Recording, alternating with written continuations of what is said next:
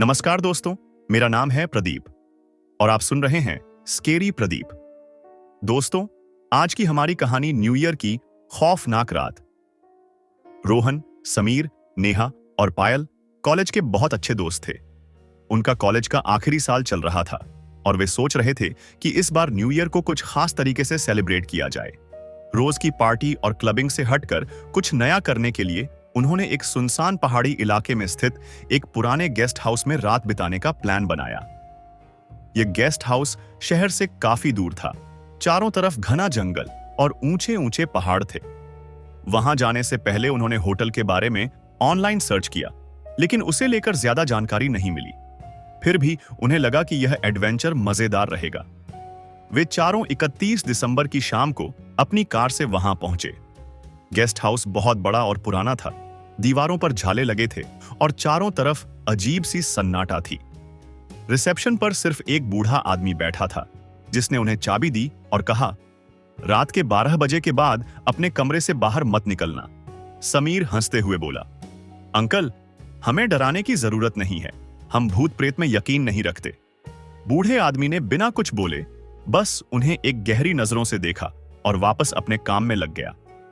चारों दोस्तों ने अपने कमरे में जाकर सामान रखा और पार्टी की तैयारी शुरू कर दी। स्पीकर ऑन करके गाने बजाए और अपने साथ लाए हुए स्नैक्स और ड्रिंक्स के साथ मस्ती करने लगे। लेकिन जैसे ही घड़ी ने 11:50 का समय दिखाया, कमरे की लाइट्स अचानक तेज तेज झपकने लगी। पहले तो उन्हें लगा कि यह बिजली की कोई दिक्कत होगी, लेकिन तभी दरवाजे पर किसी ने बहुत जोर से दस्तक दी। नेहा ने डरते डरते दरवाजा खोला, लेकिन बाहर कोई नहीं था। समीर हंसते हुए बोला, शायद कोई और गेस्ट होगा, हमें डराने के लिए ऐसा कर रहा होगा। लेकिन फिर दूसरी बार और जोर से दस्तक हुई। इस बार मानो कोई पूरी ताकत से दरवाजा पीट रहा हो। अब चारों को थोड़ा अजीब लगने लगा। तभी अचानक कमरे की लाइट चली गई और पूरा गेस्ट हाउस अंधेरे में डूब गया। तभी पायल ने खिड़की की तरफ इशारा किया और कांपती हुई आवाज में बोली, वो देखो, वहां कोई खड़ा है।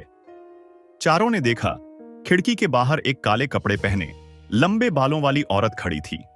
उसकी आंखें लाल चमक रही थीं और उसका चेहरा बिल्कुल सफेद था। जैसे ही रोहन ने टॉर्च जलाकर उसकी तरफ रोशनी डाली, वह औरत गायब हो गई। चारों डर गए और तुरंत रिसेप्शन पर जाकर बूढ़े आदमी से पूछा, यहां कोई और गेस्ट नहीं है क्या? बूढ़े आदमी ने गहरी सांस लेते हुए कहा, मैंने तुम लोगों को पहले ही मना किया था।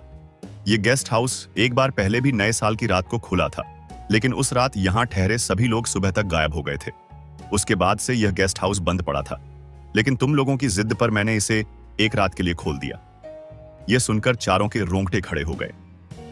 अब उन्हें समझ आया कि उन्होंने कितनी बड़ी गलती कर दी थी। वे तुरंत अपना सामान उठाकर वहां से निकलने लगे। लेकिन जैसे ही वे बाहर निकले, चारों तरफ घना कोहरा छा गया। गेस्ट हाउस का मुख्य दरवाजा अपने आप बंद हो गया और लाख कोशिशों के बावजूद खुल ही नहीं रहा था।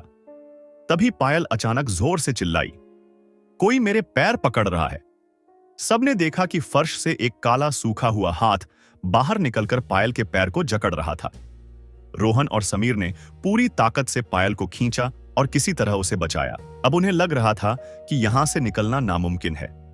तभी अचानक गेस्ट हाउस के अंदर एक पुराना रेडियो अपने आप बजने लगा और उसमें से किसी औरत की डरावनी हंसी सुनाई दी।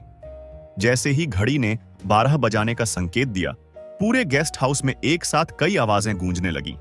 किसी के चलने की, किसी के चीखने की, किसी के हंसने की।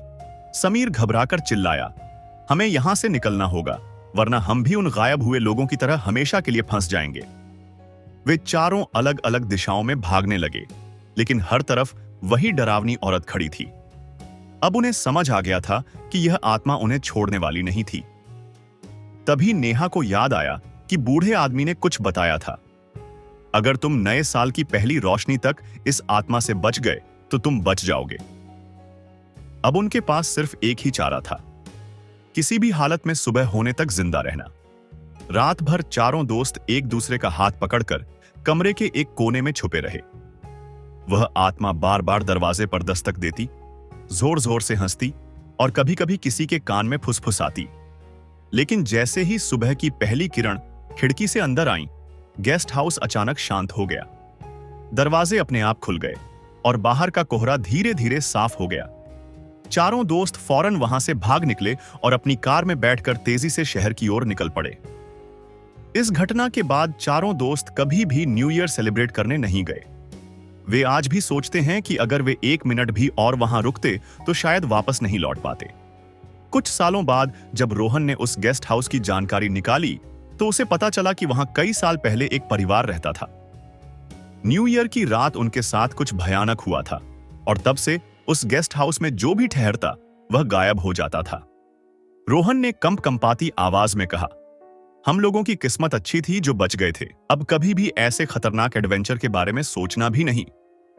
दोस्तों, अगर आपको यह कहानी पसंद आई हो तो चैनल सब्सक्राइब करना ना भूलें और अगली बार फिर मिलते हैं एक नई डरावनी कहानी के साथ।